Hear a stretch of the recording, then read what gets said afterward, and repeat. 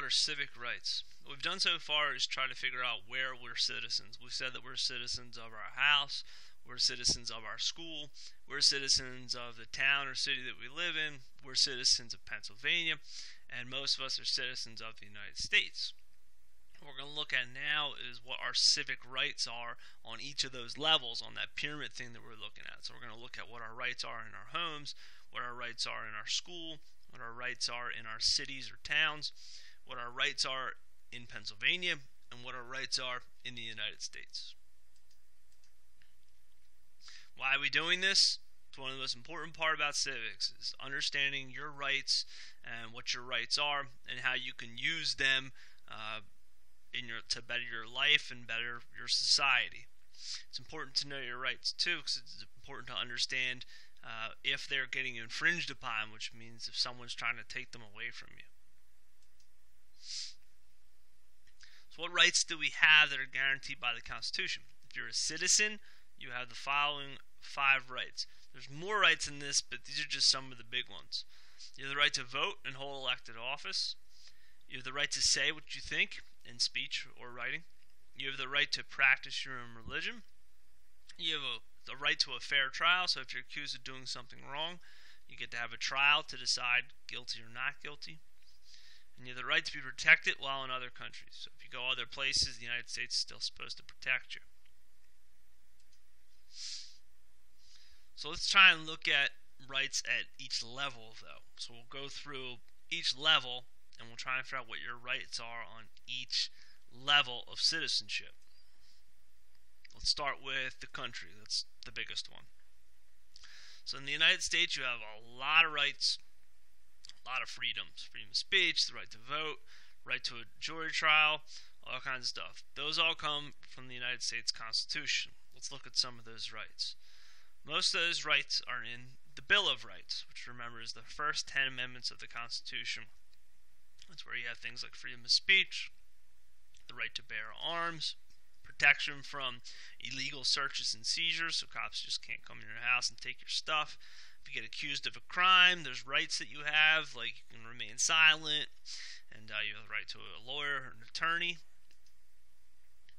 Some other things are there's limitations on bail, the punishments that are inflicted on us. If we do get found guilty of crimes, they cannot be cruel and unusual.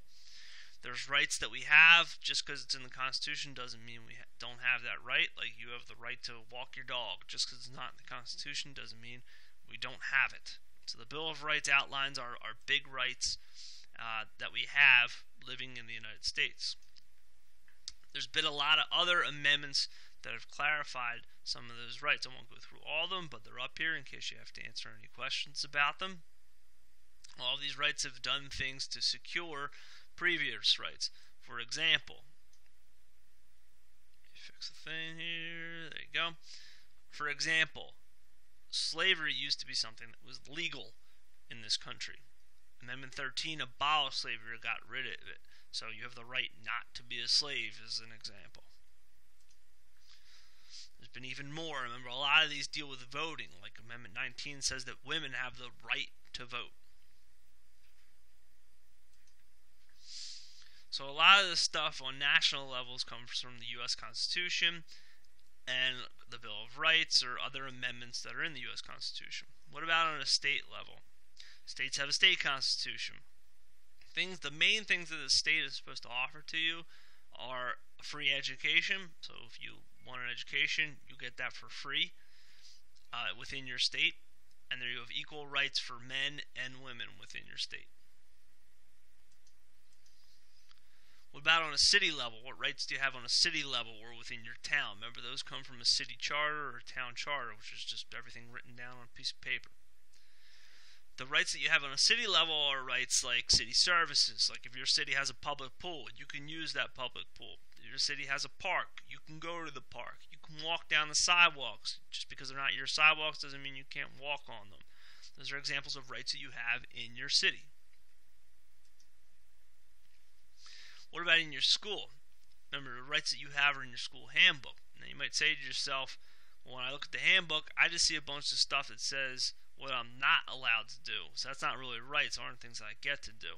But to give you an example, like we have a a policy for dress wear at centers. The policy says things you cannot wear at a center. But from that policy, it also shows you things you can wear at a center. You're allowed to wear what you want. You have the right to do that as long as it doesn't go against the rules that are in the handbook. That's an example. You have other rights in the school too. You have the right to BBIM, but it can be taken away. You have the right to communicate with your teachers. You have the right to ask questions. Just because we're your teacher doesn't mean you can't question us and ask questions. So you have those rights as well. Now, the level that's missing here is home. All our rights in our homes are different. That's up to the people that are in charge of our houses. Some of us might have the right to stay out all night. Some of us might have the right to only stay out until 10 p.m. It's different in our home. And who decides what rights we have in our homes are our parents or whoever's in charge. So it was a quick one. We looked at all the different levels of citizenship. Remember, nation, state, city or town, school, and home. We looked at all of those levels, and we looked at examples of rights we have on each of those levels. Remember, rights are things that you get to do and cannot be taken away from you unless you lose them in some way. You do something to lose those rights, but it can be very difficult to lose those rights. If you're losing those rights, it's probably because you did something to deserve to lose those rights. Make sure you join us for class on Tuesday and Thursday. If you have questions or need help, please contact me. The information's there. Don't forget to answer the questions that are underneath of this video. If you don't need help, good luck.